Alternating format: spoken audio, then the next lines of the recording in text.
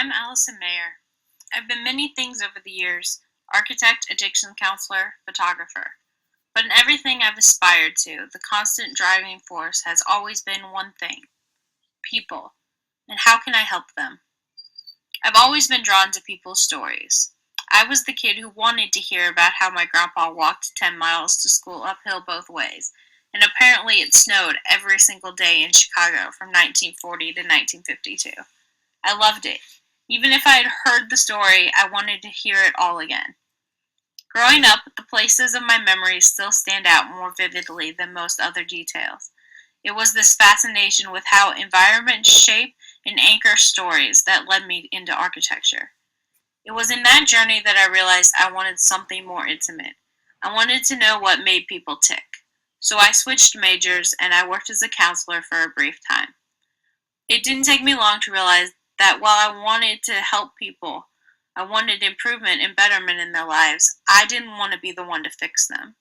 I just wanted to witness their story, to let them know that somebody saw them and somebody thought they mattered right now, who they were. Since 2008, I have been working as a photographer, so it was at that point I decided to make photography a full-time gig. And it was great. I got to form authentic friendships and relationships with people. I was invited into the most intimate and important days of their lives. I spent every single day celebrating. It was amazing. But something felt off. I had enough knowledge from the school of life to know that this wasn't authentic, but I didn't really have any ideas about how to find authenticity in my work. I was voted best photographer in Indianapolis and generating respectable profits, so I just kept working. In 2012, everything in my world changed and it reset my priorities. I needed my work to matter more than ever. I almost quit photography several times that year. I had 1,000,001 reasons to say no when presented with the opportunity to go to Haiti, but I took a chance and I said yes. There I met some of the most amazing people in one of the most beautiful places. I witnessed a story that is about more than poverty and struggle. I learned so much about how to be happy even when your circumstances were less than ideal. It's a place full of people who live in the light, who laugh and celebrate and are joyous amidst terrible injustice. Through my photography, I was able to capture that and bring that back. To connect people to people. Donating and helping Haiti, or any group for that matter, is about more than providing medical care and clean water. Those things are vitally important and save lives, but donating to those causes is about helping people. It's not about pity.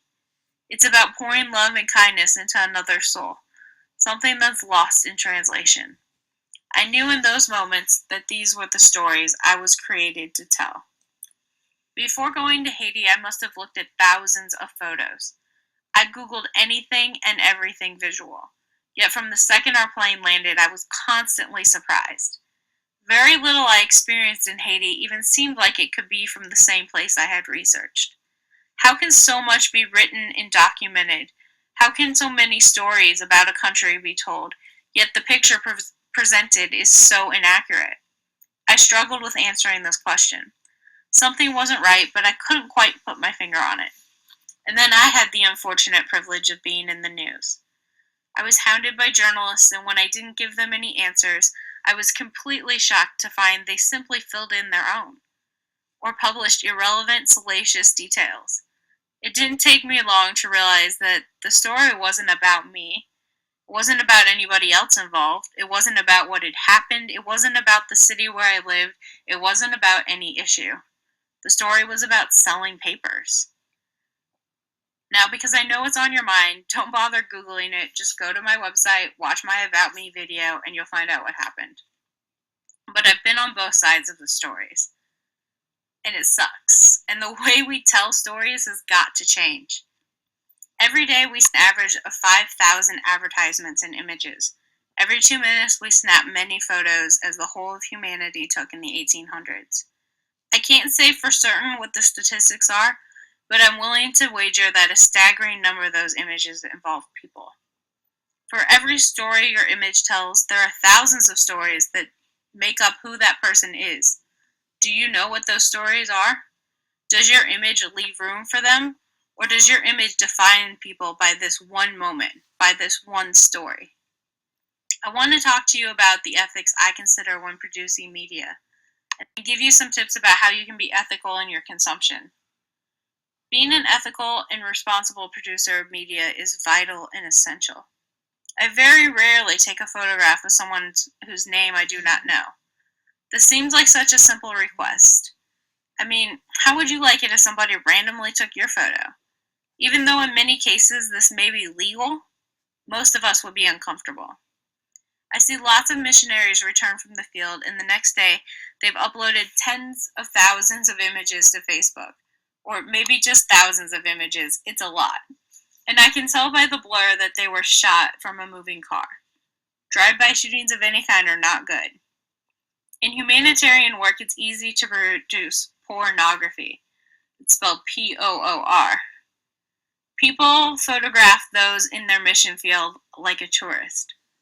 Like you would photograph the guards in London or the tomb of the unknown soldier.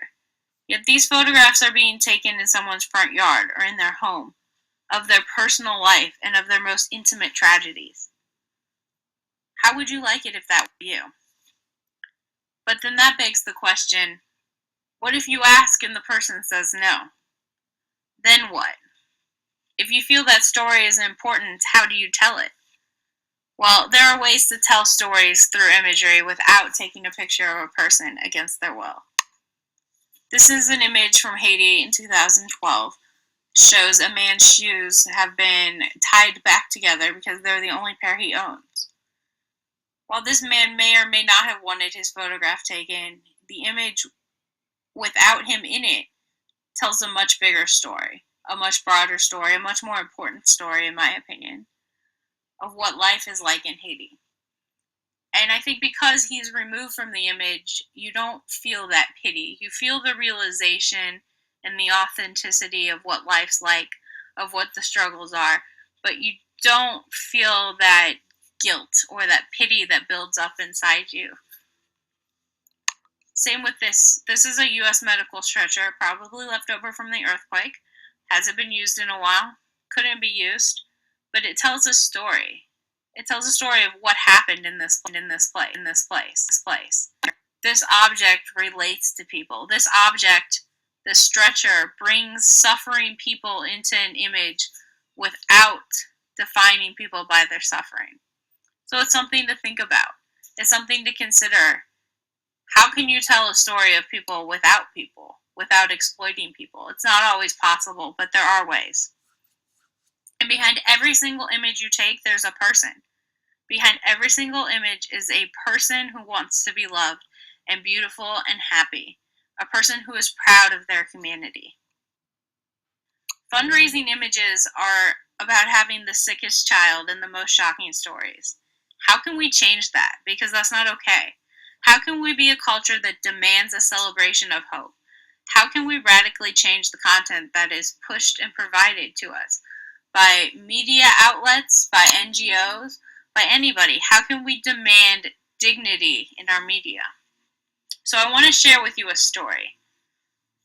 I want you to close your eyes and I want you to picture this in your mind. There's a girl. She's laying against her mother's lap. Her hair is matted and stuck to her face. Her dress is torn. She's barely decent. They sit in front of their house, if you can call it that. It's a piece of sheet metal leaned against a tree with a tarp on the other side. This girl looks like fundraising gold. A traveler pulls out their cell phone to take a picture, and a hand comes up and covers the lens. Looking up, a woman is waving her finger. She says, "No!" Obviously, the little girl is her daughter, and she does not approve of this picture being taken. But I want you to picture what happens next. The little girl's mom gets a damp cloth and wipes the dirt off her face. She pushes her bangs away from her eyes. She straightens the girl's dress, brushes off the loose dirt to expose the beautiful white lace. Then turning, she says, "Now!" and gives permission for her daughter to be photographed. When you see how proud the mom was and how happy it made the daughter, you realize the mistake you made. I realized what was wrong with those thousands of photos I had seen that didn't come close to portraying the pride and joy of the Haitian people. In our minds, just now, we had all dehumanized this little girl to the place where we were disappointed in her beauty. What does that say about how we respect her dignity? Wouldn't any mom have done the same? Wouldn't you do the same with your children? Or your friends do the same with their children? Yes, there's a time and a place and a need to expose poverty, hoping it will call people to a meaningful existence of sharing with those who lack the basic essentials of life. But we cross the line when we allow a person to exist within the confines of only one story. Just now, we weren't allowing this girl to be happy or playful or joyous. In our minds, we were only allowing this girl to be poor. ISIS video of a Jordanian pilot who was held hostage and then burned was offered on the website by Fox News. They said, quote, "Online users can choose to view content or not. Online users can choose to view or not view this disturbing content. The number of Google searches for the video is astonishing. And the fact that something that was once considered unfit is now offered in any form of viewing shows where our interests are as a society. We are allowing the victims of ISIS to be defined only by their violent deaths, only by the gruesome, gory videos that we can dig up on the internet. And what about leaked private celebrity photos? The same thing applies. So I'm on a mission to change attitudes.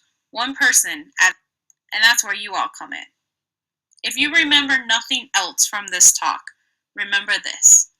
Your clicks matter. I won't ask for a show of hands, but how many of us are guilty of clicking on things we know we shouldn't or we know will disgust us? Every time you search, click, download, view any image, you're giving it your stamp of approval. Data metrics don't tell content producers that you viewed the video in disgust. It only tells them that one more person wants to see this. There's no place for you to check, I viewed this video because I find it offensive. All the people who are producing the content know is that that video got a ton of hits. Be aware. Don't click for morbid curiosity. Ask yourself, would I want an image like this of me shared? And don't be silent. When someone shares something you don't think is dignified, speak up and educate. If we all think before we click, there would be a radical shift in the way that our culture consumes media, in the kind of media that's produced to us. Our culture is desensitized, and the level of shock value needed to elicit response is at a catastrophic high. Think about the person behind the story before you share. Your clicks matter. Use them wisely.